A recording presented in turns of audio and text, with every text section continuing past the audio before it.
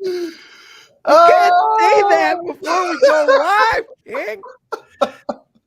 Oh my Lord! With that, what's going on, everybody? Welcome to what is a broken Woodward Pistons table talk.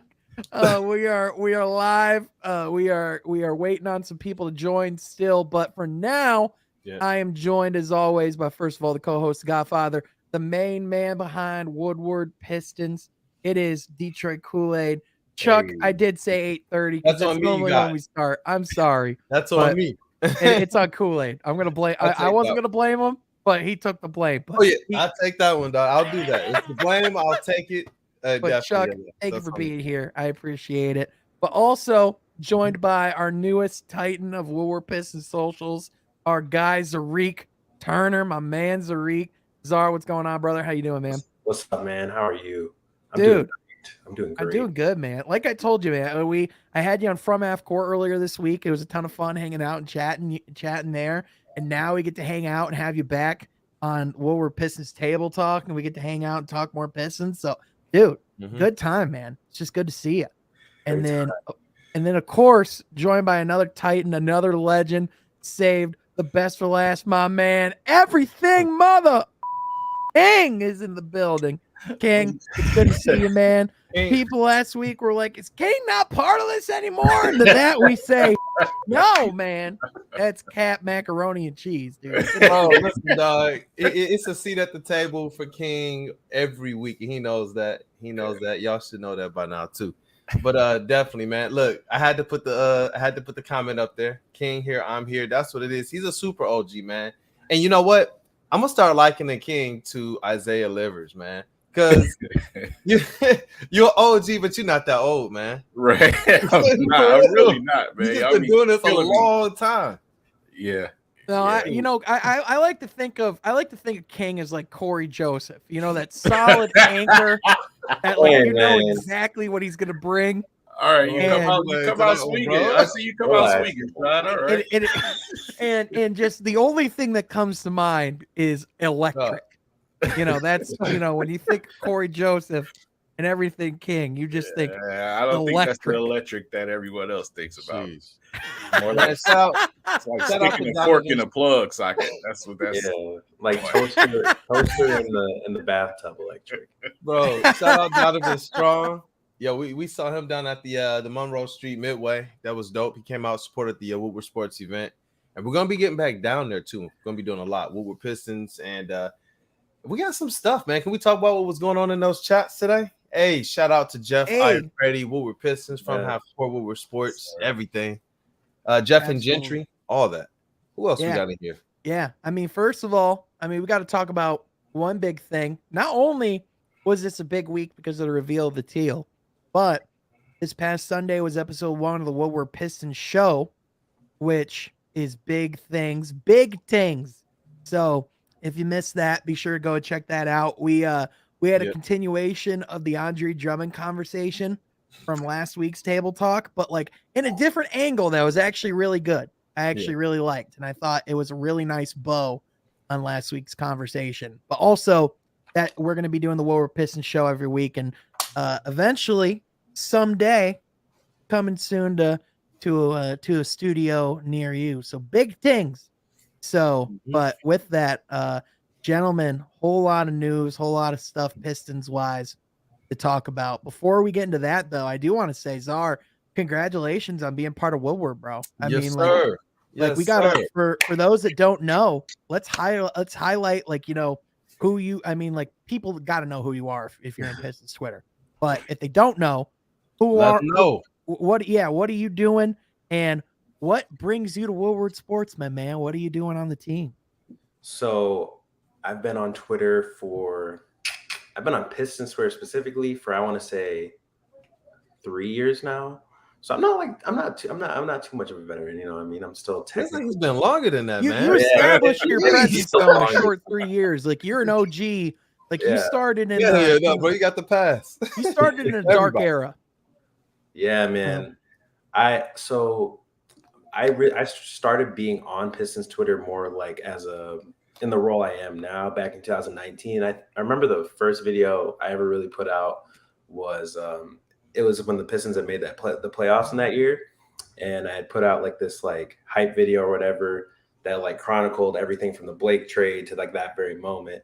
And I remember like it got like 200 likes, which if I got 200 likes on one of my videos now, I'm like, man, that flopped, whatever. But for me back then, I was like, 200 likes? Are you kidding me? Like I was so excited to have 200 likes. And since then, I've grown like this account and then got suspended and then grew another account, got suspended. But so far, we're good on this one. But most of what I do videos. I talk about the Pistons. I talk about the NBA, really. I try to talk more about the NBA, but I'm sure all of you can relate to all of your rest of the NBA tweets not doing as well as your Pistons ones. But overall, I talk mostly about the Pistons. And this past season, I did photography with the Motor City Cruise, and I got to know some of the players there, like Isaiah Livers. I took this picture right here. And it was cool. It was a cool experience. So I'm just trying to get my foot in anything I can. And I run the socials with Woodward on weekdays these days. And I come on. Yes, sir. So, yeah. So I got to do this. Man. We needed some help. Yeah. And I run Bully Ball as well, at Real Bully Ball with my boy Jake. So absolutely. Well, dude, we're excited to have you on the Woodward social team, man. You've always been killing it on socials, so it's just a perfect fit. And yeah, man, you've already posted some hilarious stuff. So definitely be following Czar's account as well during the now, but especially during the Pistons season, because I mean some of the live tweets, man. I mean your memes like just in the moment are just hilarious. Dude. Appreciate it. Oh my gosh! But also joined by our guy Downtown Deuce, my man. We got What's up, coming soon. Destination Restoration, man. Yes, sir, man. Yes, sir. What y'all think of it so far? Y'all rocking with it? Man, dude, absolutely. What you guys are cooking up so far. I'm excited for the video, man. Hey, man, I got to check in with my guys to make sure. I know y'all going to be honest. You already know. It's fire, bro. 6 out of 10. Yeah, see, that's what I'm talking about, Sean. Give me the honesty. We need that on opening night. We need that song on opening night, man. Bro, that's what I'm on the phone. I'm like Troy right now. I'm trying to make the phone calls, man. Trying to make that happen. So we'll see. That one for the hype one and Ashton's one for the slow jam. I want to love you. Yep. I want to love. Where's Sean then? Surprised Sean didn't hit Kanye West didn't hit the auto tune. He had to wait for Deuce. Yeah, okay. yeah. You gotta wait for you to be here, man. Come on now. I appreciate it, bro. Squeeze you, tickle you. Yeah, he got all the lyrics too. I love it. Ash, if you're watching this, bro, you got a true fan right there. That tickle part take me out every time, that love bro. You. It's not just love you, squeeze you, tickle you. Like that's a whole other layer. Shout out Ash, man. It gets me every time. I see we got Czar here tonight. I haven't officially met him, so it's good to meet you, bro. Good to meet you as well, man. Czar's not approachable at all. He's a jerk. Thanks for the heads up. No, I'm kidding. No, Czar's my guy. Czar's my absolute guy. But I mean, hey, we did mention a little bit earlier, and we kind of been dancing around it. We should probably get to the elephant in the room in the Pistons community. You got it right behind you there, Deuce. The teal is back. The teal is back. After all these years of I don't know how many social media managers we bullied, how many people in the Pistons PR department that have quit their jobs or have gone to therapy because of all these people that have been like, bring back the mother teal already. And they finally did it. And Czar, when they officially did, I know you and I were together and our reaction live was on video. Like we were just taken aback. It was just a crazy moment. Yeah. So now that we finally have had some time to reflect and process and accept the fact that it's real, that the teal's back. How are you feeling? And which one are you going to buy first? So my initial reaction does not properly represent how I was feeling in the moment, because my initial reaction when you put that video on the screen, I was like, oh man, I got to put this video out, because I had that Cade Grant Hill one loaded up for so long. I was like, okay, I got to put that out. And I was like, man, I got to start tweeting from Woodward now, because this is an actual thing I have to tweet about. Because so far, it's dead. No one wants to talk about the Tigers. Yeah, like first things Alliance. first, duty Yeah, calls, and then you like, get to be a fan after. Yeah, so I was like, man, I gotta get all this content out, and then like the whole time, when it really hit me that like we were getting those teal jerseys back, I wanted to do that Kurt Angle scream where he just go, yeah, that one. Like that's what I wanted to do, but I couldn't do it. Dude, next time you are allowed on my pod. You are always allowed to do Kurt Angle style scream. Believe me. I'm cracking up over here, bro, because I get it on socials. There be things, and I know, Sean, you're gonna know this. We want to be happy about it. I know King too. We want to be happy about things, Deuce. And then all of a sudden, it's like, wait. I gotta make a graphic. Wait. I gotta jump on the screen real quick. Me, like Tigers games have no longer first of all, I don't watch them because who would at this point? But like in addition, like all the Tigers are for me at this point, Tigers just because they're not even worth watching, is like it's like, oh, Riley Green made a play. All right, I got to get it up on socials. Oh, this quote about how great or like how like what Spencer Torkelson will be. All right, I got to get that on socials. Like it's like, yeah, or sometimes it's like you said, like, when you're working in the midst of something big, like we were working. I remember I was at the NFL draft party this last year for Woodward, and I remember like when the pick was going on, I was focused on filming everyone's reaction on the Lions pick. So it's like kind of that thing of like, man, duty call, and it's a good problem to have because we do a fun job. Sure. But at the same time, there's a different level of chaos that comes into it, like when you're covering it as well. And then you're also a fan. You have to deal with that energy too. Yeah. I remember I was doing photography at the Cruise games, and sometimes something really cool would happen. Like I was rooting for Chris Smith, which a lot of Pistons fans don't even know about Chris Smith because he was undrafted and then he was injured. And he started playing in with the Cruise, and he was really impressing me because he would have like some really cool dunks here and there. Remember, he did this one poster. I stood up because I'm always, as a photographer, you're always sitting, and I'm always right by the bench. I stood up and I was like, oh wait, no, I completely missed the shot because I got excited about the actual dunk. So that's one of those moments where you're like, man, I got to get the shot first. Well, dude, I've just thought about the fact, because one day I hope to, interview players, right? Like, or be in a locker room. So like, I just know the fact that like, I have to get to the point before I go into a Pistons locker room where like, I have to be at a point where I can talk normally to Cade Cunningham. Cause if I was at Cade's locker, I'd be there and I'd be like, Cade, Sean Murphy, Woodward Sports. Why are you the coolest person to ever exist? And what do you say? What do you think about that? Like I couldn't have a serious thought, and have a legitimate conversation.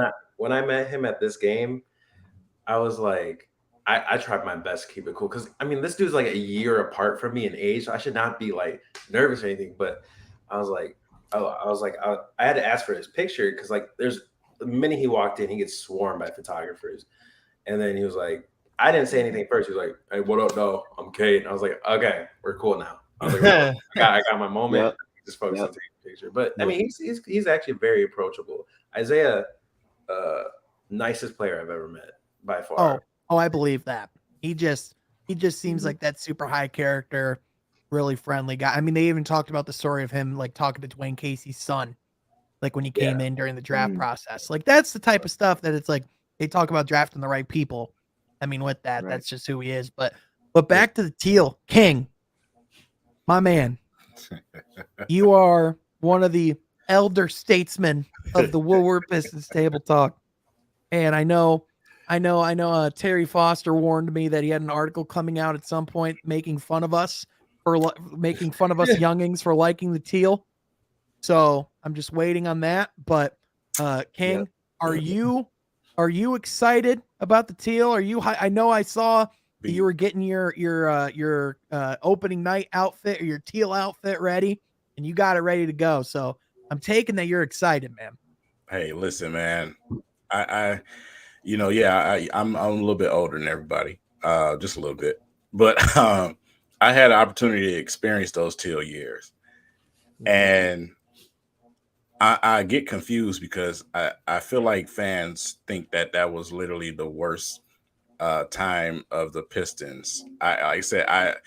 bro, we had Jose Calderon and Steve Blake around here. You know what I'm saying? Jameer Nelson. Like we've been bad a lot of times. Yeah, we've been successful, but we've been bad before. So uniform colors to me is not the reason why the Pistons were bad. Yep. I love the uniform, to be honest. Maybe not as much so back then, but today, with this new fresh roster that we have, with what's available, I mean, you seen the clothes layout that I put out there. I mean, the colors is just refreshing. You know what I'm saying? Yeah. So, like I said, it's so refreshing, man, and it's something new. So, you know, like I said, all this, it was the worst time and all of this. Like, come on, stop being the angry old man on the porch saying, "Get off my line." I mean, come on, man. So Tell him, dog. I'm just I want to point out. I want to point out. The article is out. Detroit Pistons. Yeah, T. Foss. His article's out. Here we go. All right. Yeah. Detroit Pistons bringing back the teal is not the real deal. First of all, he addresses me in the article as Sean Halfcourt, which I absolutely love that he addresses me by my Twitter handle as my full name. I love that. But in addition, it starts with there's Detroit Kool-Aid, Jazzy Jeff, Easy, and Sean Halfcourt. We often talk. I pass along old man advice. We laugh, and they tell me how great Cade Cunningham is. It's all good. I appreciate that none of them have called me an old fart to my face.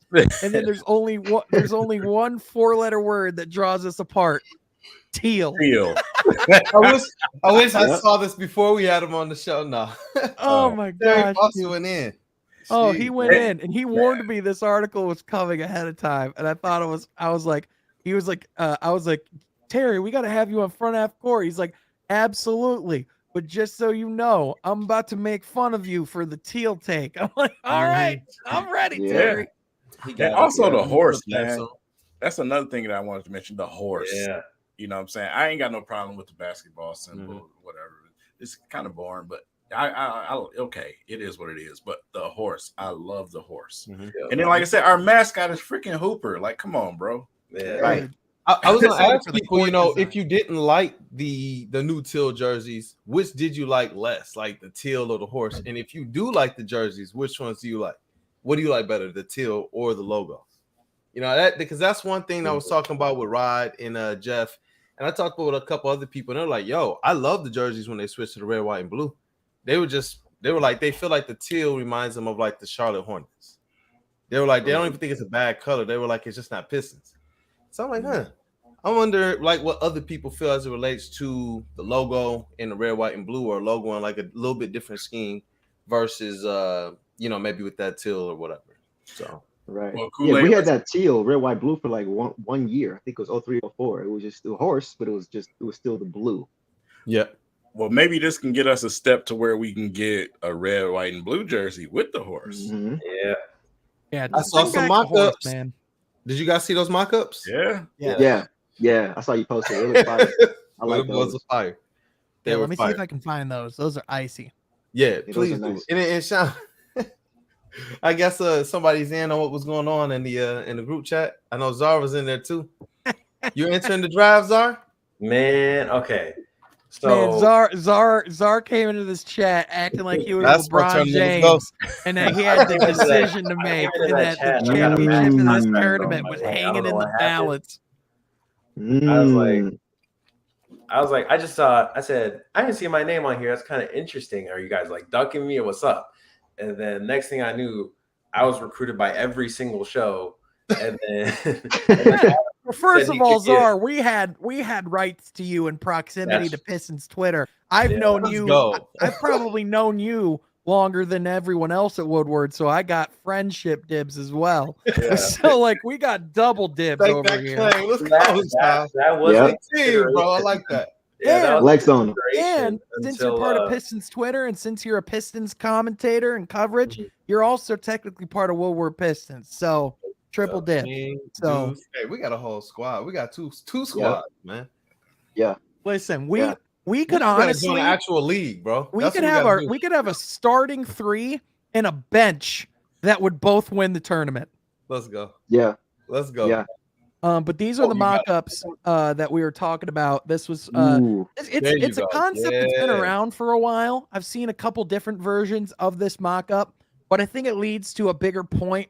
I think we all agree that the horse is the most, I think, universally loved Pistons logo. Yeah. Yeah. And I just think that I think that, you know, even though the current logo that we have pays homage to the Bad Boy Pistons, to like traditional Pistons, you know, I think there is a way to have fun branding, but also, you know, that old homage. And I think this does a good job of it. But I think it's a bigger point of what the teal really represented, which is that the Pistons just need some fun in their branding and need fun in their uniforms. And that's just what the teal is. And that's what the horse logo is. It's fun. Yep. It looks cool. Yeah. It's dynamic. So, you know, with the teal, like we might, for the first time in a long time, probably since 2008, when Allen Iverson was a Piston, we might have players that are in the top of the league in jersey sales.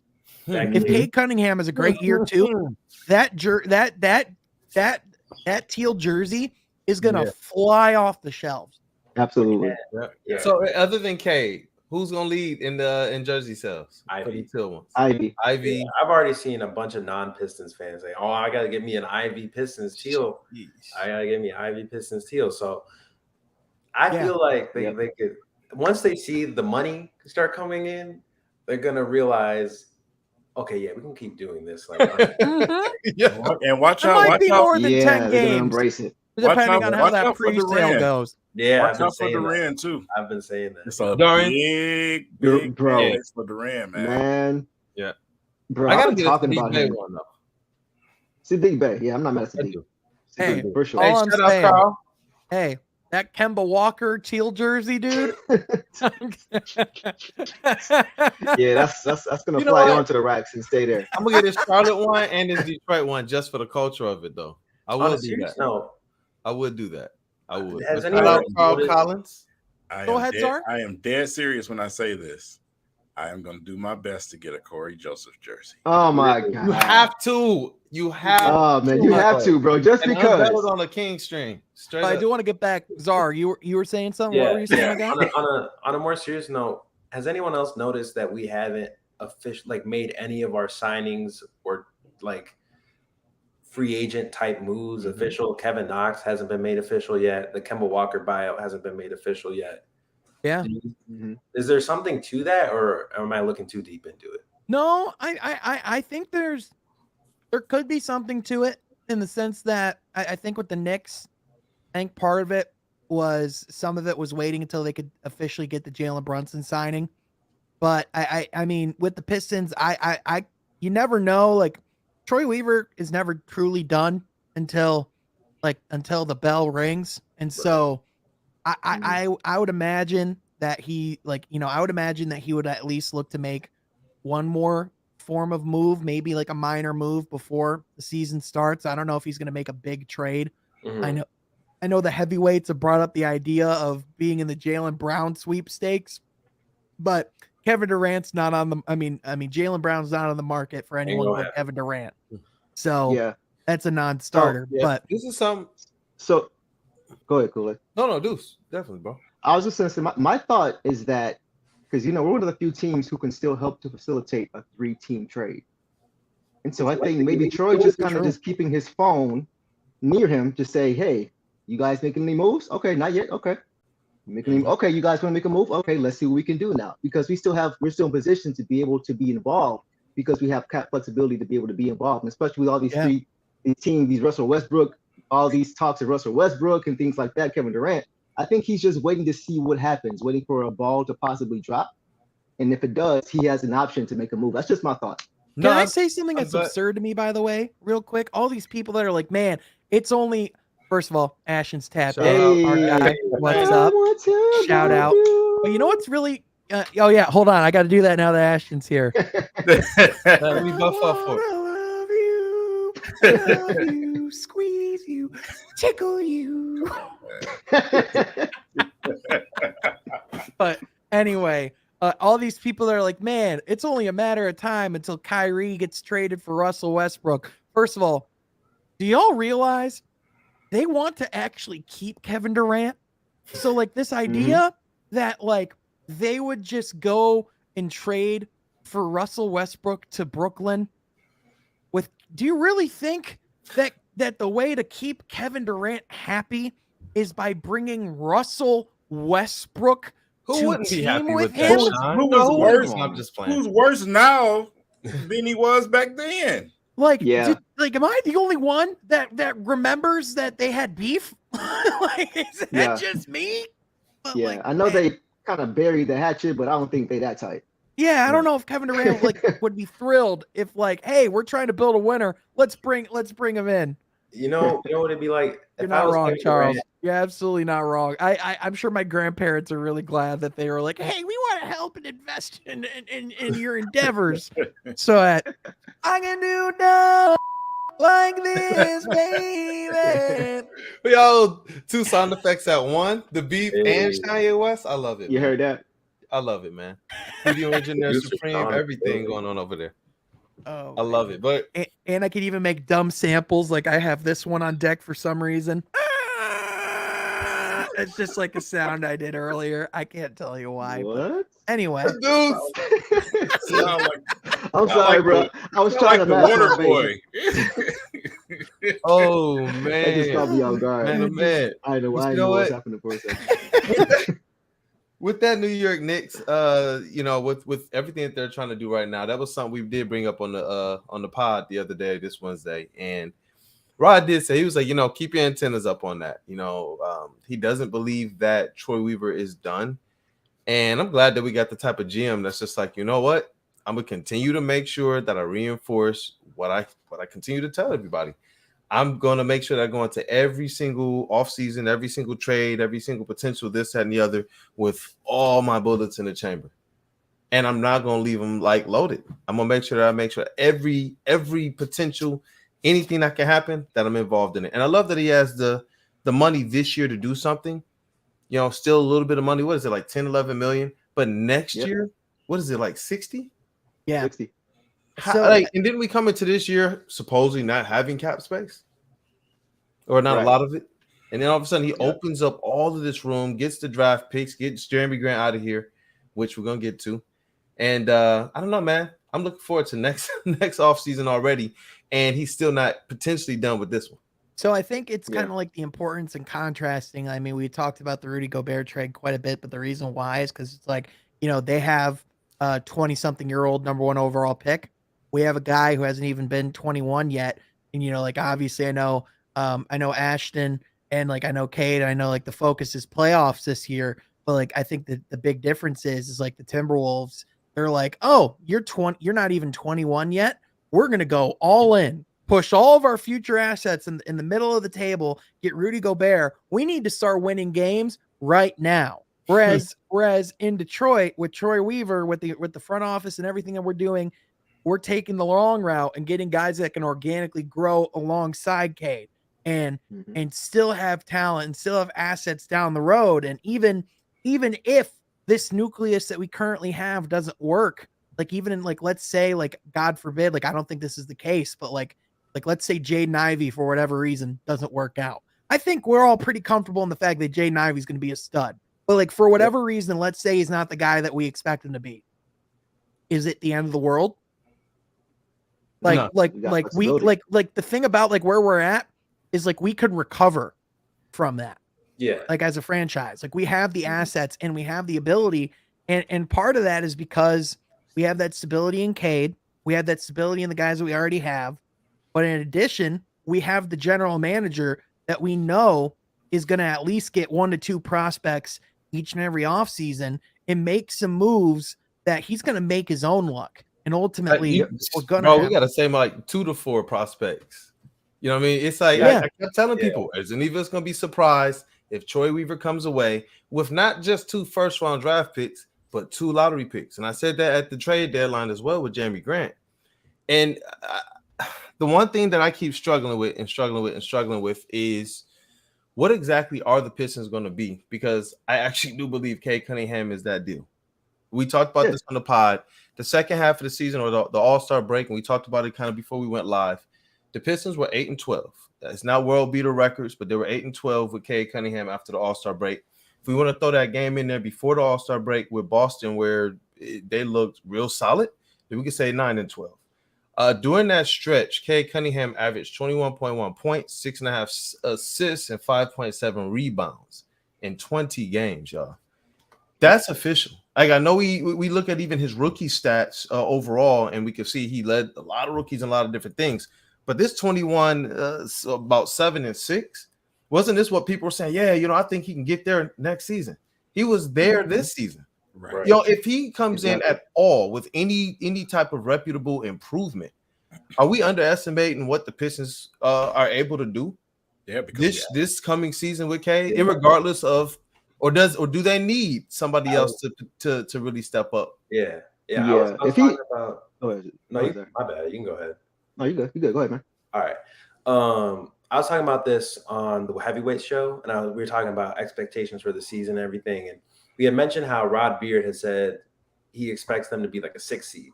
Mm-hmm. And I said the only way that happens is if Cade takes that massive jump, the type of jump you saw with Luka from year 1 to year 2. And personally, like putting, my, I don't know, unbiased side away, I think he could do that. I think it's totally feasible. Looking at it more objectively, it's like you can't bank on that. You know what I mean? Like you can't bank on him going from 17 points, which he did average 21 after the All-Star break, but he still did have those games where he dipped below 21, which is why his overall average didn't get all the way even to 18. Granted, there are some games that we took him out for tanking reasons, but anyways, if he does have that type of jump, though, I think, definitely you can talk about them being a playoff team instead of a play-in team. Because regardless of what Ivy does, just what Ivy is right now gives you the ability to have someone who's able to do more things than someone like Corey Joseph, who was starting at the shooting guard position next to Cade for most of the season last year. Corey Joseph is now. Hey, you all right over there? You got something to say, bro? Yeah, You good? You all right, brother? Okay. I thought it was the mention of Corey. I thought it was the mention of Corey that did that. No, he That's exactly just what it got was. excited because he was a false alarm. He thought that Corey Joseph teal jersey became available now, and so he was just refreshing the website and got a little excited. But but someone like Corey Joseph goes from your starting shooting guard to your third string shooting guard. Like you have Alec Burks ahead of him, you have Hamidou Diallo ahead of him, you have Jaden Ivey, of course, ahead of him. So King with that preach look on his face. Yeah. I think with Cade, I think a lot of times we look at, so I think like the way we've talked about Cade as far as like what he's going to be like year 2 is how you project normally how players evolve from year 1 to year 2. But I think we're underestimating what Cade is as a prospect, because I think he can have a different type of jump from year 1 to year 2 than we've seen a lot of players have, and I think a lot of that is because of the maturity that Cade has that not a lot of players come into the league with, the fundamental understanding that he already has about how to play alongside other teammates, the amount that like you could see Cade like from the beginning of the season to the end of the season, you can just see how much the game slowed down for him and how he was playing more of a chess match. And like, he was even like being like learning how to use his body to create separation and getting to the basket. Like, like how to change his speed to actually like get momentum and like take advantages. And like the fact that like he had those understandings and improvements, but in addition has gotten stronger, has gained muscle, has been getting run with star players this off season. Like I'd imagine Ashton's watching this right now and he's sitting back and laughing going, man, the league has no idea. Because truly, I think we very much could be looking at Cade next year and going all-star. We've been bumping that on the Woodward Pistons podcast for like the last 3 months. We've been saying, look, and then this guy, if he takes just a marginal step forward, is going to be looking as as worthy as LaMelo Ball was this previous season. I think he's gonna have a 40 pieces at some point this year. I think he's gonna have a 40 piece at some point this year. I really do. That's light. Yeah, look. The thing that gets me excited and the thing that gets me saying, you know what, he's gonna make that jump is similar to, just to piggyback on what Zar was saying, what Sean was saying, the physicality, the way the game slowed down, how we saw how much better this team got with just the marginal pieces they brought back. Like Kelly O got healthy, Jerami Grant. They're bringing a little bit different talent, but there was a stretch where he scored 27 games in a row, and it would have been more than that because before that, the 2 games before that, he had scored 19 against Charlotte and then the 25 points against Boston that we were talking about. During that same time, though, you know what else rose? His rebounds consistently and his assists. He flirted with triple doubles 1, 2, 3 times. I'm talking about stats of 23, 9, and 10, 28, 6, and 10, 29 and in the 3, 15, 6, and 10. Right after that, and then went right back to 25. And then towards the end of that season, right, when he has to duel off with people like Luka and people like KD, bro, that Boston game, I'm just sitting here looking at all of the box scores from that stretch, and it's like the 34 points that he put up against Boston. You guys remember that game, right? Yep. Pistons fans, please don't forget that. And if you did, definitely go and YouTube that after this stream, though. And then the Dallas game against Luka, where he put up 25, 7, and 9. This is what I'm saying. Like, and these were consistent. It wasn't like he had like just one stretch. When I'm looking at when that team got healthy and you could see the game kind of slowed down, I'm starting to wonder, like, maybe the game slowed down just because the talent was there. Yeah. I thought Cade had the opportunity to come in and hit the ground running, but the injury plus the team not being there, I don't know. And King, I see you adding Marvin Bagley alone, having someone who could get above the rim. Yeah, man. Like I said, that was what I was two things, man. Go ahead. Things with that situation. Obviously, Cade Cunningham, rookie of the year.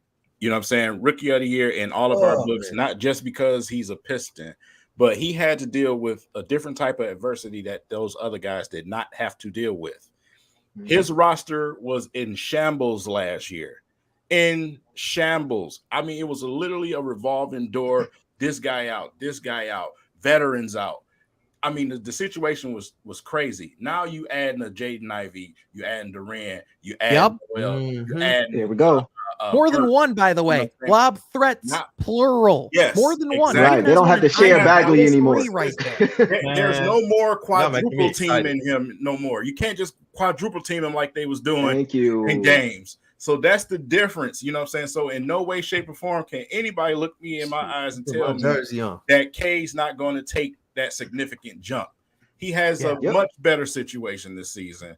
He has a much better opportunity to play with these guys and get used to these guys. Like I said, this offseason is very important for these guys, man. That gel, that glue, when we did get a small opportunity towards the last half of the season to see some of them guys out there on the court, they play so much better. And then you bring in a guy like Bagley that helped the situation even more. So like I said, I expect him to take a tremendous jump this season. Sean, bro, somebody said on the Woodward Pistons page that it was just a lot of Cade Kool-Aid. And I'm sitting here like, hold on, bro. When any other prospects come in and put up anything marginally close to this, ESPN is just around the clock with these guys. Right. Yep. You know what I'm saying? Yep. Like, what's the problem with us going with the guy who's put up stats that very few people have put up, getting double teamed like stars, right? That's not an opinion. That's factual. I think with Cade, I think it was a particular stigma with how his season started. I think that's one piece of it.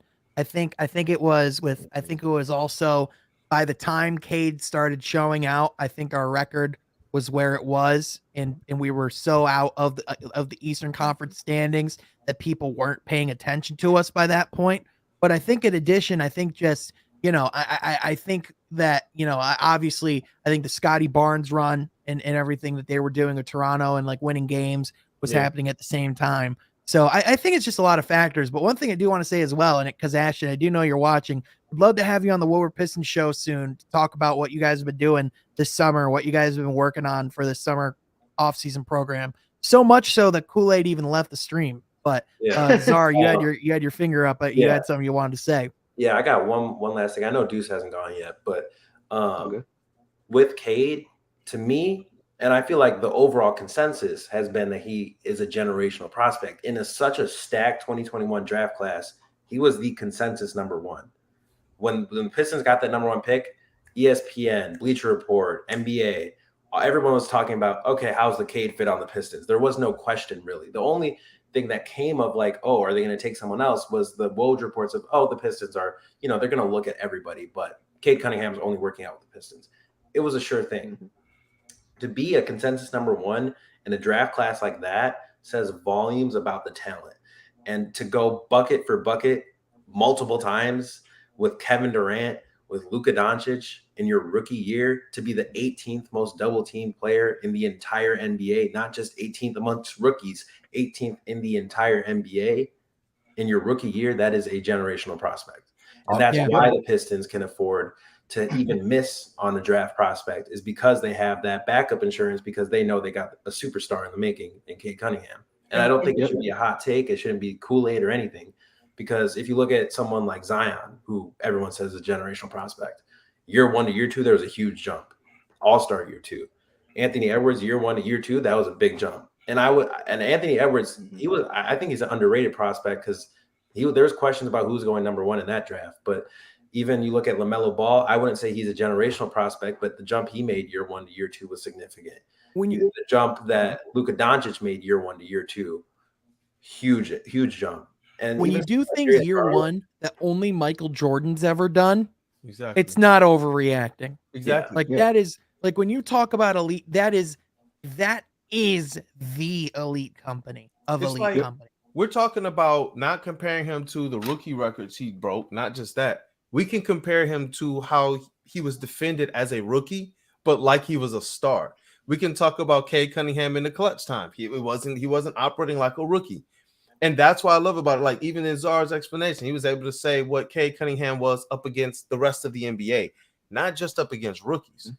And I love the matchup against Evan Mobley. We talked about this before, where, they were trying to, I forget what was going on in the game at the time, but Cade was like getting switched on to Evan Mobley, and he was successfully defending him. Successfully defending him. Well, these are things that we got in the scouting report. Like, I didn't even know that, hey, he's going to be able to defend a 7-footer who's trying to back him down.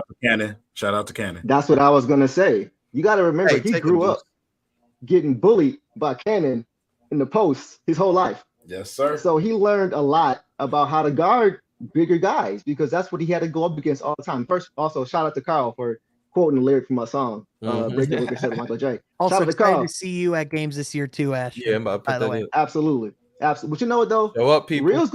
Real recognizes real. I was thinking about this with Cade. How many other rookies this year did you guys see getting invited to these probably runs? With Kyrie, with KD. You didn't see Jalen Green there. You didn't see Scotty Barnes there. You didn't see Mobley there. You saw Cade there. And you got to get invited to these runs. You can't just go. So the Hoopers, they know. They know it. Everybody else is going to see eventually. They're going to see. Yeah. Hey, does anybody got that clip of DeMar DeRozan? He was looking tired, bruised, battered, beat after the game, man. He had a good game too. And he was sitting there just kind of checked out. And somebody said something about what you think about Cade. He was like, who? He was like, what you think about Cade? He was like, who? Oh, I love him. I love him. I love him. I love him. Just light it up like, I can show you the world. That's what I'm saying. Like, so how are we overreacting? How am I? You know what I'm saying? Like, these are the people who are playing against him saying, "No, that buddy is something different." And if it's somebody else, like from LA or Miami or Cleveland, of recent, I guess, they just get these passes. All of a sudden, we finally get, in my opinion, that guy, and we can't say, he can take this transformative step from year 1 to year 2. He took it in his first year. Right. Absolutely. And Ricky Bell said it well. Cannon trained him to be a point guard. That was the vision that Cannon had all along. If you watch the Overtime documentary, he said that. He wanted him to be a point guard, and everybody was saying, bro, I don't know. And he's like, hey, we stuck with it, and humbly he said, here we are.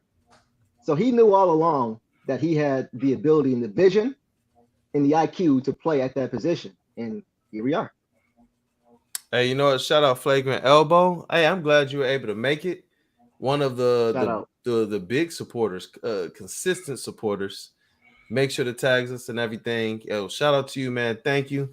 Hopefully, definitely go back on. Make sure that you watch the whole stream. It's a lot of good stuff in here, man. But thank you.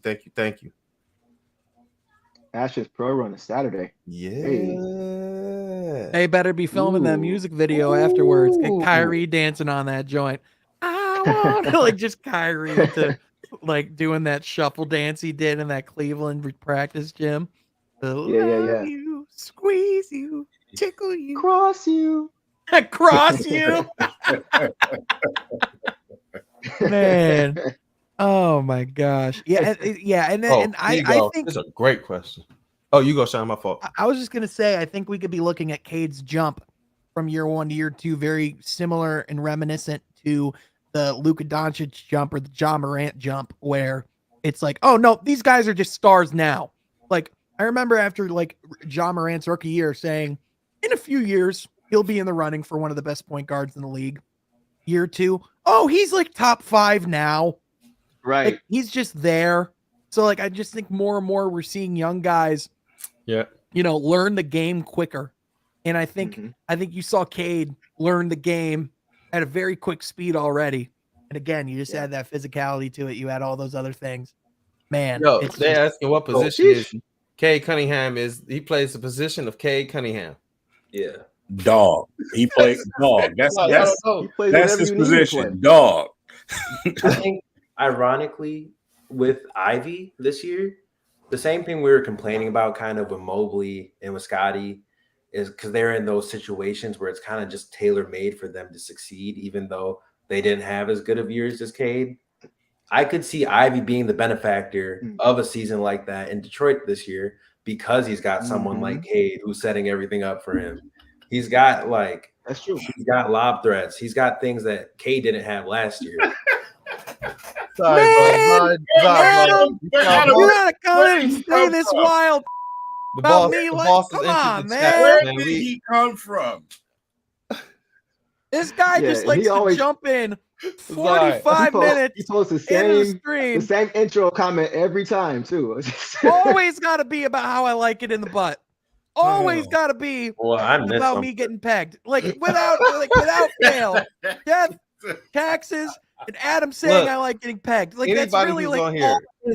Y'all know when Adam enters the stream because all of us start to lose it in the middle of like a salient point. People, it's the way he comes in. It's the way he pause. Yeah. Everybody turns in. Oh my God. Everybody damn it, Adam.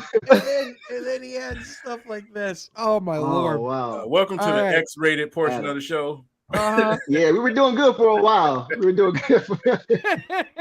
Oh my gosh. No, but it's honestly and that's why and it's the crazy thing that this team, like even with this jersey reveal, is being recognized for their offseason with everything that they've done with adding Jaden, because we talk about how he's adding lob weapons like Jalen Duren and having Marvin Bagley back, but also having Jaden Ivey, and then year 3 Sadiq, and then year 3 Beef Stew, year 3 Killian. But again, somehow, as we're talking about it, lost in all of this is the fact that Cade Cunningham has a full summer to work on his game and come back with improved skills for year 2. And it's like, if he stays out of foul, like it's as simple as if he stays out of foul trouble alone, that wins the Pistons at least 5 more games. At least if he just stays on the court, that improves us. Yep. And if they give this guy, man, his foul shots, do y'all understand that? Oh my God. His free throw rate was 0.163. That's crazy. That's crazy, man. Like that's for the type of player he was, for the ways that we saw him go to the rack. Even when he did they at least call that foul for him when he dunked on old boy for the Suns, or did he just get a tech? No, he got ejected. No, that was the whistle was a tech. No, if anything, he got ejected. They fouled. They called the foul on him. It gets on my nerves, dog. Yeah, and he still balled out with no free throws, yo. With no free throws across the head and all type of stuff, bro. No, isn't it ironic, by the way, that guy's now a pacer? The guy who he pointed at and all that stuff, he's a pacer now. So wow. He wasn't pointing at him. He was pointing to his family. Oh, I'm sorry. My fault. To his family behind the bench. I've seen a few other videos of him dunking on somebody and pointing to his family too. You know, I've seen that. I've seen a few videos of him dunking on somebody right to the fence. Yeah, Right. but look, y'all. As much as I believe that we are underestimating Cade. Look at it. Jerami Look what Grant. Ashton just said. Wait till y'all see Noel. Ooh wee. Yeah, that was an underrated move. Nerlens Noel is one of my favorite role players in the league for some time now. And we got him at the weirdest time where I feel like we don't need him as much, but he's still a very solid role player. He can get up there. He can get up there with a lot and with of course defending the paint, because I remember being in hell every time we played the Knicks, watching someone like Sekou try to dunk on him and that getting sent all the way past half court. It was it was tough to watch against him, but now it's cool to have him on the team. Yeah. I think it'll be good to have guys like helping guys like Bagley, helping guys like Durant too, from understanding defensive position in the NBA and things like that. He's really going to be helpful, I think, for those guys, and also a good locker room guy too. Yeah, and if he can stay healthy, I think that could be another thing that could help him a lot. Is if he can just stay available and on the court, because I know last couple of years he's dealt with some injury stuff. But if he can come into Detroit healthy, feeling good, new situation, a team where I think the really big thing for Noel is the luxury that he doesn't have to be there's nights where he'll start, there's nights where he'll play a big role, but towards the end of the year, realistically, he might be our third or fourth big, just as far as with where you look at the rotation with all of our different guys, just because of with Jalen Duren, with Marvin Bagley, with all this, it's just, these vets can come in and, and really help lay that foundation. And like Ashton just said, it's a very reminiscent move to what they did in OKC back in the day, where you bring in vets, this is kind of similar to bringing in a guy like Kendrick Perkins, where he comes in and it's not just what he does on the court, but it's what he does off the court. So, and shout out to people Perkins. Did y'all see his tweet? Kendrick Perkins. Yeah. Shout out to Kendrick, bro. Yep. Shout out Kendrick Perkins. And if you guys have been tuned in, you guys know we've been saying stuff like what Ashton posted here, man. All of us, on multiple streams, on this stream and everything. And it's awesome to see that Troy is also building this team a little bit different from one unique perspective. And that's, hey, can you guys learn to accept the role? Can you learn to say, you know what, the championship is bigger than anything else? Because we talked about it before. They can't re-sign all these guys. But what if they do something special before you even have to get to that point? You know what I'm saying? Go out there and do something great, because we're seeing teams go from 8th seeds to number 1 seeds. We're seeing teams go from bottom feeders to play in. We're seeing teams make these types of runs. And when you have a player as special as that, we see, though you have a good complement of young talent and veterans around some of these teams that's made that jump, that John Morant is the one that makes the car go. Here we got a Cade Cunningham. And that's what makes me excited for him, man. And the teams that are special too are the ones that have a connection not only to each other, but also to the city that they're playing in, right? Yep. Like we see Memphis and everything they have going on. Not only are the players on that team embracing the culture, but they're embracing the city. They're embracing what it means to be in Memphis. Even the same in Boston, even the same in Golden State, even the same in Milwaukee, you could even say. But I think with this Pistons squad, Jaden Ivey even said it himself, and he's even just been saying, "I'm a Piston." He said it in the quote, "I'm a Piston, bro." He keeps it I'm blessed to be a Piston, and he wanted to be in Detroit. Marvin Bagley, he wanted to be in Detroit. Hey. Wanted to be in Detroit. Yes. Real quick, absolutely. Ashton said, the answer to this is yes, absolutely it is. But ultimately, that point is when you have a group of guys that, first of all clearly like each other, but also all want to win in Detroit and do it the Detroit way.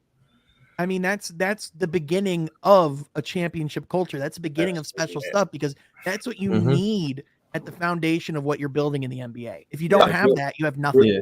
Real quick before we get to that Ashton comment, I mentioned this I think on Bully Ball on one of our shows, but to me, the way they're building this team is a lot like that OKC team, because I remember I just turned 20 a couple of weeks ago, and for the majority of my life, the Pistons, we all know. I'm sorry, man. Dude, we've had Tracy McGrady, Allen Iverson. What are you talking about? We've had stars. Chris Webber.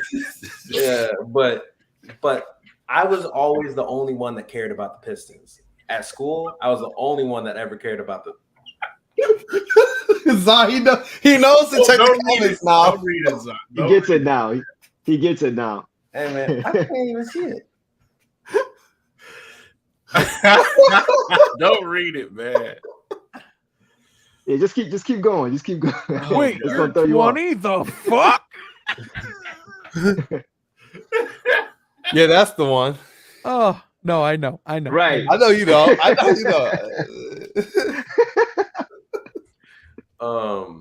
Anyways, See? You should have read it. Anyways, I saw for most of my life I was the only Pistons fan, and I was really the only one that cared, which is weird because a lot of the Lions would have periods of sucking, but the fan base never wavered. But for the Pistons, nobody cared.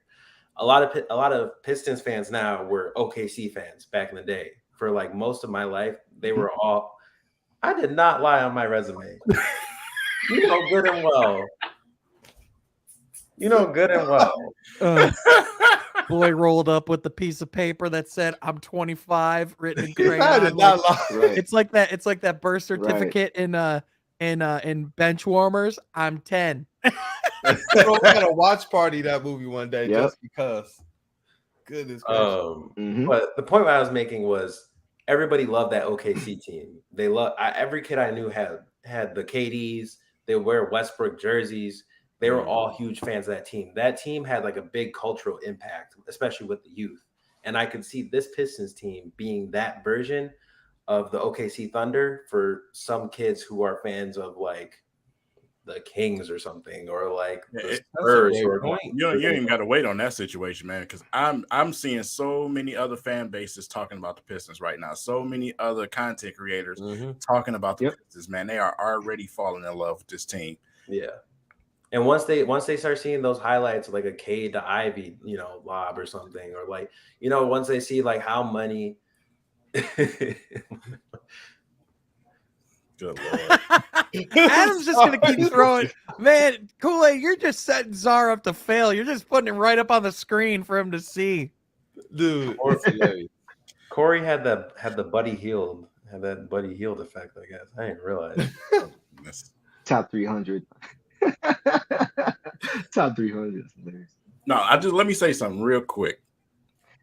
We talked about Ivy, next to Cade. We talked about the other additions, but that man that's on the other side of Cade and Sean's background, be ready for him this season. Yeah. Be ready for Sadiq this season. Yeah, bro. Yeah, he's built different. Yeah. I mean, anybody who has that kind of ability and then has a work ethic to go with it, scary hours, man. You don't see that too often. Who else in the NBA is doing high altitude training as his time off and hobby? Man is a psychopath. Right. The best way possible. Yeah. I did lie to you, Ed. I'm not 25. I'm 39. I've had this youthful voice and this facial hair that makes it look like I'm 39. You're definitely right. But no, like that's the thing is if he comes in and takes that significant leap and is efficient and consistent like we think he can be, we talk about how having Ivy is going to help Cade. I mean, having an extra threat, I mean, that's going to leave Sadiq more open. He's going to have easier shots from beyond the arc. And a lot of it this last year was that teams were preparing for Sadiq. Like, he was in the scouting report. He was a significant part because that 3-point barrage was a significant problem in his rookie year for other teams. So now that you have other threats, it's only going to open things up for him even more too. So it's going to give him the space. It's going to give him more space to roam with as well. So Sadiq can be scary hours quickly. There was a comment about Jerami Grant, his impact, and we're downplaying his impact on the team. But someone like Sadiq played better without Jerami Grant. The team, and I'm not trying to hate on Jerami Grant at all, but the team typically overall played better without Jerami Grant. Cade Cunningham got to cook a little more when Jerami Grant wasn't on the floor. I don't know, Czar. There were some nights where you were trying to hate on Jerami Grant. I mean, like I'm not gonna let you second half of the over season, that, Jerami man. Grant was I balling. followed your Twitter account. I knew what was going on. Thanks for the info, Adam. We appreciate it. I'm on the toilet smoking. That's where you have your best thoughts, Adam. You got to post. Didn't happen. Right. Jeez. I I remember he tried to get his overall, man on socials. Yeah, Pistons overall. I remember there was that stretch where he was out with I think it was an ankle injury or something, but he was out with the injury, and we started winning more. So, I mean, for all the people in the comments who were talking about Jerami, I think maybe you're overestimating his impact on the team compared to us underestimating it. But that's just me. I think if you're talking about a points standpoint, yeah, I'm with you because we have guys who I think can compensate for that. I think where he'll be missed is his leadership. Me and Kool-Aid just talked about this. His leadership.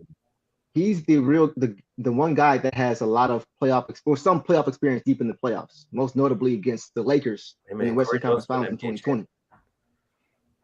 Yeah, so talking about guys who actually had an impact on the team. But Jerami Grant is a guy that he was very impactful on the defensive end of the floor too. Yeah, and that's something that I think kind of gets missed a little bit. So we'll miss him there. But like you mentioned, I think from an offensive standpoint, we have guys who can step into that role and kind of fill that. One interesting thing that Rod Beard brought up, and we kind of talked about this as well, and I believe that a lot of things we've talked about today on the Table Talk has kind of answered that question. It's going to be by committee, whatever you do, because Jerami Grant did bring things. The biggest wins against the best teams, especially with big 3s and 4s, came with Jerami Grant playing. There were stretches where I do believe they look better where Jerami Grant was put in a position where, you know, you put in your box, kind of do this, like Cade Cunningham run the show. But, you know, overall, the biggest loss is going to be who defends those 3s, those 4s, those bigger wings, your KDs. Those guys now have an opportunity to come in here and absolutely lunch, absolutely have those straight up dagger nights against us because we don't have that versatile defender. Well, we don't know yet.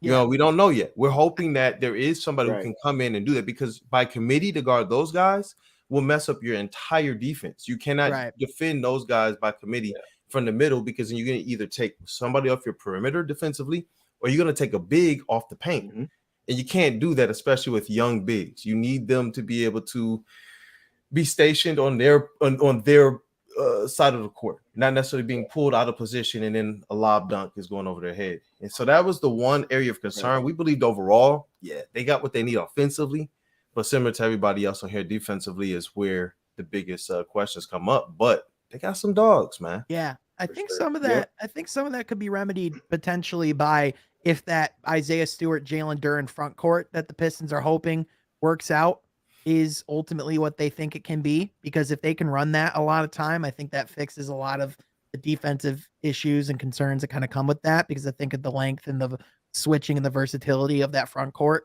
can cause a lot of issues for a lot of people. But I think ultimately, I think it is like offensively, I think it is that bet of yes, even though we're losing a guy who say what you will about Jerami, like you knew what you were getting from him on a night-to-night basis. Like you could count for at least like 15, like 15 a night from Jerami, so like, for Sadiq and for guys, like it is going to be like, all right, well now there is more responsibility. And I think with Sadiq, like Czar said, there were just nights where when he had that room to roam and play that position, he was just more comfortable and was able to make more happen. He just was. So I think having that natural space for him to take more of that role, I think is something that would be good with more help. But in addition, I just think, it opens them up as well. Like, let's say like they want to bring in a star or someone in that kind of capacity as well. They could. This is an interesting question because I definitely like the prospects of it. I'm interested, Ashton, that you're this high on Noel because maybe that just means you're seeing more than I am, because to me, at least my thought is that the starting 5 would be Bagley and Stewart to start. At least that was my thinking. But I mean, a Bagley Noel front court, at least, like, I mean, that's definitely not a bad starting point, at least to begin the year. That's for sure. If Noel is right, man, you got, a very, very, very menacing center on defense on one side, and you got a four who can kind of do multiple things, lob threat, short J's, and other things on the offensive side. And Noel's no slouch on that end either. He can clean up some things, and that's where I'm looking to see what Noel can bring, because rebounding, it shouldn't be an issue this year. Obviously, we want to see if Stu can take that leap forward. But if Noel's playing, he's obviously a great rebounder. So I initially thought Noel would start as well. But if you look at the spacing with a lineup, like if you had Cade, Ivy, Sadiq, Bagley, Noel, I don't like the spacing there. And I like all those players, don't get me wrong, but Nerlens cannot shoot, and that's just not going to happen at this point in his career. He's not going to be someone who stretches the floor. And Bagley, as I don't know like how his offseason is going, of course, but he's not someone who shoots an efficient, or like even he shoots like kind of below average from Bagley can shoot the three, but should he shoot the three? You don't want to rely on him spacing the floor, because then if you do, then that's gonna be a problem for you. If you had Bagley and Stewart at least he has the ability to stretch the floor. And versatile defensively. The most versatile defensive big. Yeah. Bagley doesn't have to stretch the floor, but you can still have him when you need him. If you have Bagley and Noel, you kind of have to have Bagley stretch the floor. You don't want to rely on that. Yeah, Stu intrigued. I think it just because he can play and defend the perimeter. I don't know who we put on those big guards or on those big wing players yet. But Stu, he definitely intrigues me the most, because I think he has the most defensive versatility. Maybe not in his in the paint just yet, but I don't know, man. It's gonna be interesting to see how they fill this void. What you got to say, Deuce? Yeah. No, I was gonna say of the bigs, I think Stewart has the highest ceiling or possibility of being able to stretch the floor on a consistent basis. Because if you think about it, when he was in summer league, he said in the interview, "I've never played anything other than center before in his life." So I think it's very telling that they're asking him to play power forward, at least in summer league, just to see how that looks, to see if we can have another big alongside him. Because I think he's the one guy that has the ability to consistently stretch the floor. And I think that's why they tried that experiment. That's a good point. It's a good point. Well, I mean, with Jerami Grant, I think this is probably, we talked about putting that bow on Andre Drummond. This is the bow on Jerami Grant. It is what it is. With the maturation of Cade Cunningham, it was just time. And with what you want to do cap space wise and things of that nature, it was the right time to trade Jerami Grant. And I'm glad that they did it when they did it. It was something that we talked about. I know Deuce and I talked about it too. Sean and I talked about it a little bit around that when you first got on to Woodward Sports. And when they were talking about trying to get those 2 first-round picks for Jerami Grant, it was because they didn't necessarily know what those first-round picks were going to convey. Right. Waiting until that offseason, the way that Troy Weaver's working, sheesh, man. I 2 years in a row, 3 years in a row, getting stuff for players that we had no idea he could do. Facilitating the Christian Wood trade when he was a free agent, just a straight-up free agent, not a restricted free agent, and getting something out of that, as well as facilitating this trade with Jerami Grant and getting the player that he wanted in the lottery. And without picking up one of your own picks as well. Chef's kiss. Huh? Mm-hmm. Yeah. And no, go ahead. I was just going to say quick, and like he came in and was, consistent and solid and embraced Detroit every day he was here. And it's not that Jerami wasn't a, good player, but I mean, like you said, it was just time, the way that the timeline was going as far as what we were looking to be. And with Jerami, where he's at his career, you could probably say he's in his physical prime. So I would say that it's one of those situations where, he's able to go play with friends and, be in a situation in Portland where they're kind of looking to play a little bit more serious basketball. And I mean, for us, we get to have another piece that fits the timetable that we're in. And I mean, to be able to, essentially flip Jerami Grant for the youngest player in the draft, who's been compared to the likes of Sean Kemp, Dwight Howard, and Bam Adebayo, I'll take that. I'm pretty comfortable with that. I'm good. Yeah. Is Ben Wallace still around? Because I know he was consulting with the team last year and he was working with the bigs. Yeah, I know he. I always saw him Cruise games. He was always there, even though I think he has an ownership stake in the Grand Rapids Drive, but I'm assuming they gave him some type of role with the Cruise because I always saw him at games. I think he gave up that his slot, but I'm not 100% sure. But you're right, man. Okay, and I know he's not in an official. I don't know what his official role is with the team, but they have him around a lot. I know he worked with Stewart last year because of course they did those little photo op things with Stewart and Ben Wallace. But if he is in a role, like I know someone had mentioned earlier, Rashid joining the coaching staff, which I would love, of course. We need that. Yeah. Having both of them would be like invaluable for the 3 young centers or bigs overall who could use work on A, stretching the floor, and B, interior defense. There's not really better people to learn from than Rashid and Ben. Right. Absolutely. Great point. Especially with all the connections, man, with Rasheed Wallace, like I said, Bagley, Durant, in the Pistons organization in itself. Like I said, just having him around, man, makes total differences, man. Because like I said, we seen the improvement right away in Drummond and Greg Monroe when he was around. Yeah, right away. That school of dunk everything. That was the year that I believe Drummond was the most aggressive. That was the year that was wild hair, race face Drummond. Yep.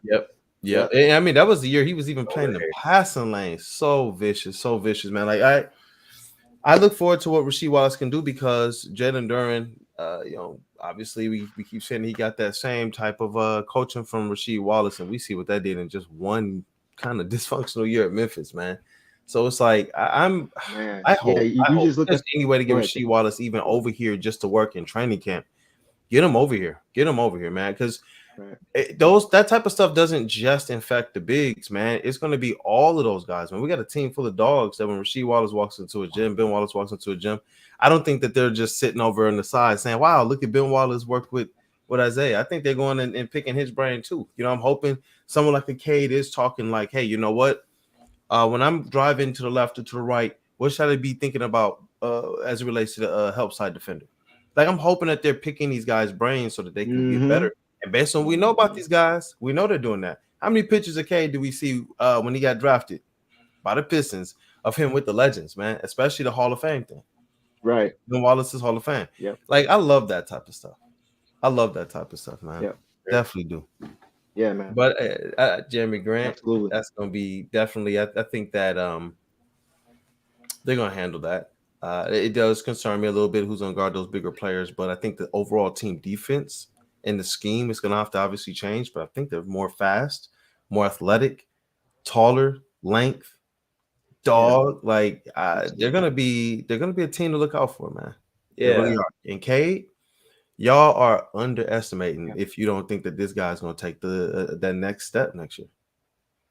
Yeah, and ironically, I feel the team's biggest need is a young Jerami Grant. You know what I mean? Like that OKC or Denver Jerami Grant. I feel like you put that version of Jerami Grant, because although current Jerami Grant is great and all, he expects a lot more touches. Yeah. If you had that Jerami Grant who's just basically 3-and-D, but he can drive into the paint, of course. If you have that type of player who's not expecting those touches, but is a dog on defense, this team is going to hit new highs. We may have him. I think you behind your head on that background. Yeah. Yep. We listen. I'm hoping that Isaiah Livers can be that guy. He does a little bit of everything, just like Jerami Grant, a little bit shorter.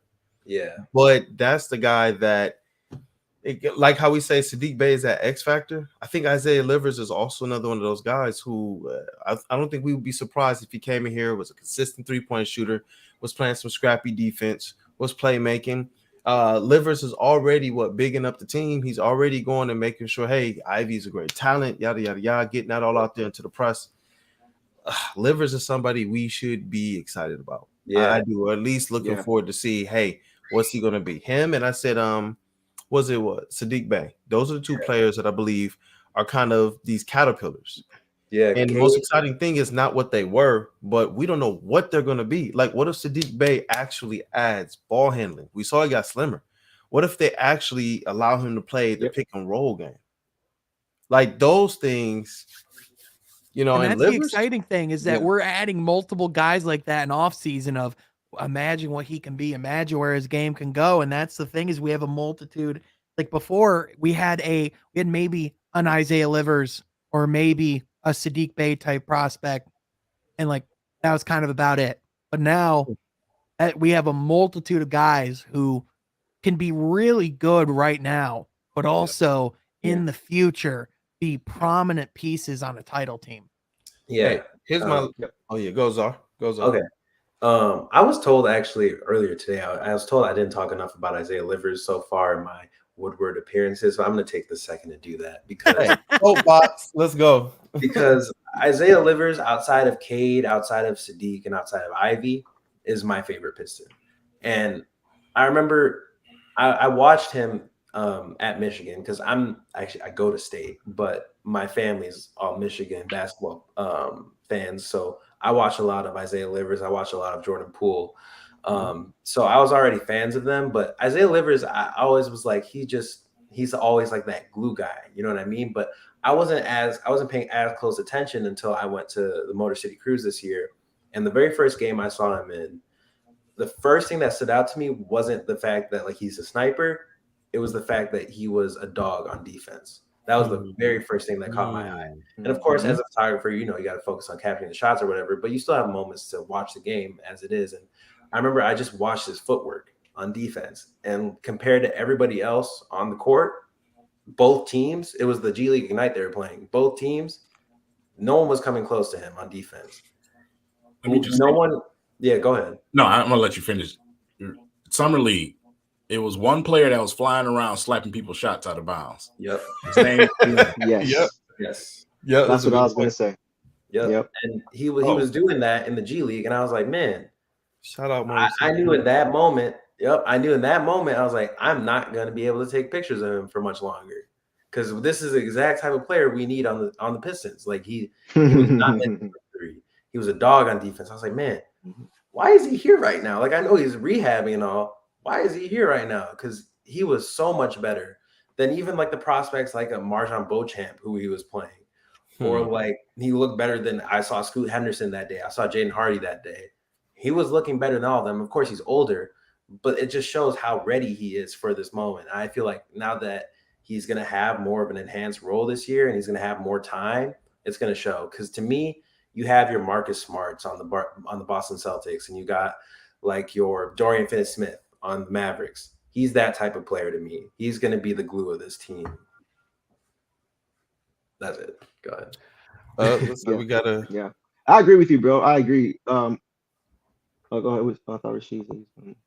Yeah, that was back in 2020. Thanks for the support, bro. That was back in 2020. He made an Instagram post talking about that where he was laid out on the logo, saying he don't really mess with Detroit anymore. But that was back in 2020. I've heard some things have been patched up since then. It was organization. I can't verify that for sure, but that's what I'm. Yes, exactly. Yeah, it was right. more so organizational. I'm hoping that's the case. Right. Yeah. Right. So I'm hoping that Waters have been smoothed over and he can be part of this team again, because we kind of need him to be here.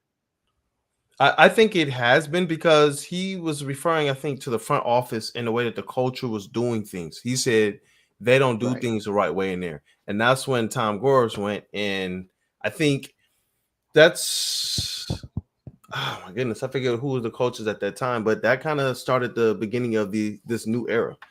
He kind of gave these other guys this, hey, win now mandate. And after that, ushered in Troy Weaver straight in. So he said, I think, man, we got to talk about this one on the next table talk.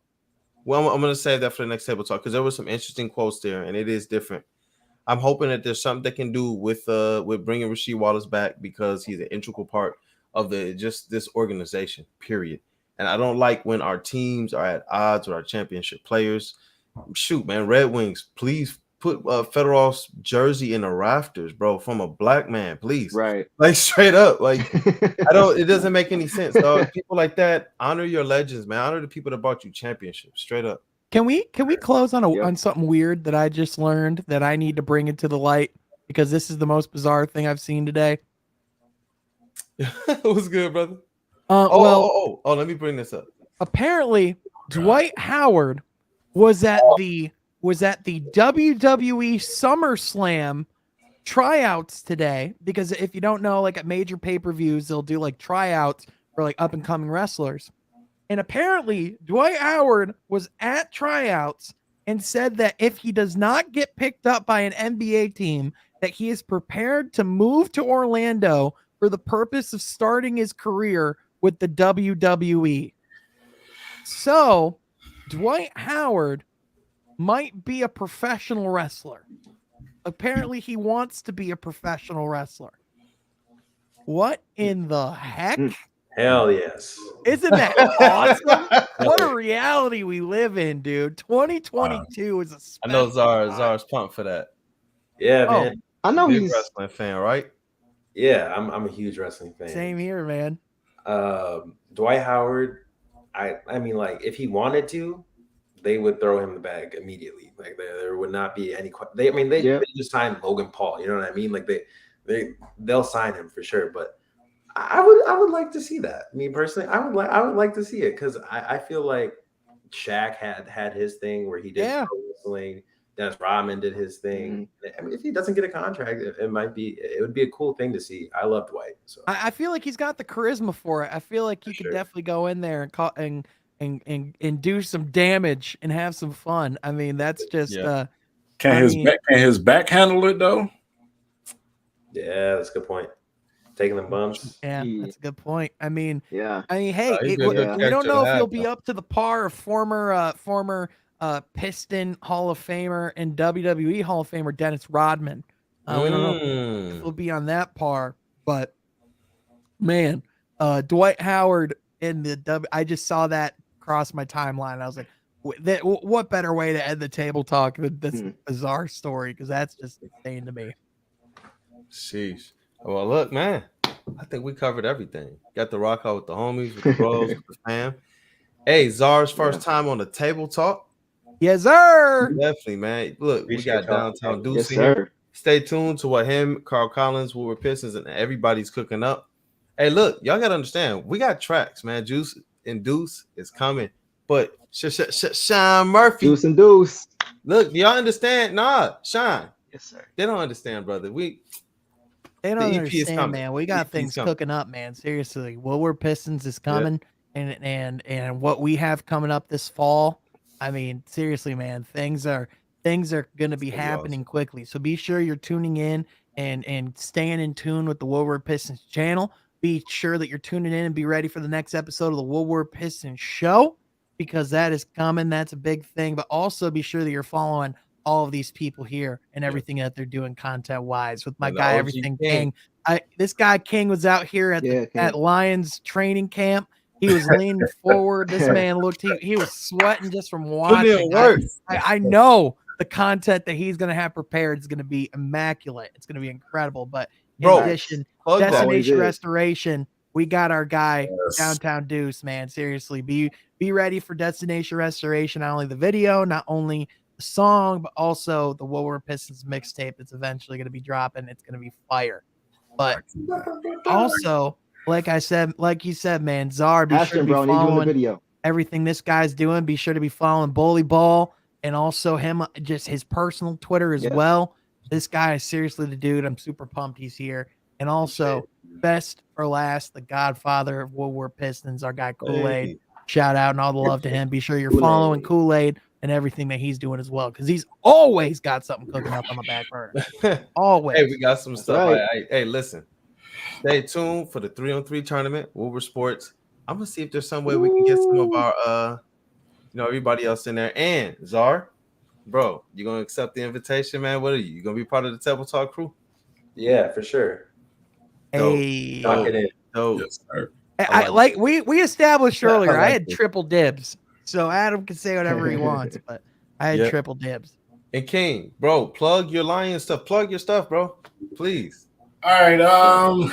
So if you don't know who I am, my name is Everything King. I am a YouTube content creator. You can find me on Twitter at EverythingXKing, and you can also find me on Instagram at IamKing77. I cover the Detroit Lions. So make sure you guys go and download the app Lions Nation Unite. Shout out to Team 84 and Herman Moore and everybody involved. We have created an app for the fans. And a great experience. We have marketplaces on there where you can buy equipment, cool things, all type of shirts, rags, pillows, whatever it is, crowns, whatever you want to do is what we do. So my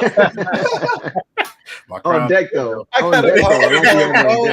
No, bro. I don't see some of the people in the comments with these crowns, bro. I'm gonna be so upset. Please buy them crowns and post them online. Yeah, man. So, make sure you guys download the app, man, because I'm getting ready to cover training camp. It's coming up in a week, so it's gonna be real intense. So, yeah, you can catch me there. Shout out to King, man. OG. I've been watching this video since we were here in the trenches, man. I remember we did that Andre Drummond, Brandon Knight trade. First thing I did on YouTube, I was like, it's that one intro. It's like wah wah wah wah. Yeah. King, what's the name of that app? Hey, y'all remember the intro when he was posting up? You say it again? Yeah, name of the app? Lions Nation Unite. Beautiful. Lions Nation Unite. Be sure you download that. Is it? It's on Google Play, Apple. Yep. All right, beautiful. Yeah, be sure you download that, man. Absolutely. But also, just be sure you're subscribing and being in tune with Woodward Sports, man. All the special stuff going on. We got our boys at the Heavyweights starting their new show, so be sure you're tuning into that as well. And Spencer. yeah, man, absolutely. We're just here to take over the Pistons content game, even in the month of August when it's super slow and all we have to talk about is teal jerseys coming back. We're always gonna have the conversation going, man. Bro, I'm acting a fool on every table talk in the month of August. It is my birthday month. Oh man, I'm gonna sir. Ooh, I'm telling y'all, it's gonna be crazy. It's gonna be crazy. Absolutely. And Sean, actually, bro, we're gonna be in Grand Rapids. Yes, sir. Yeah, we got content coming. I forgot about that. I forgot about that. Deuce, are you going?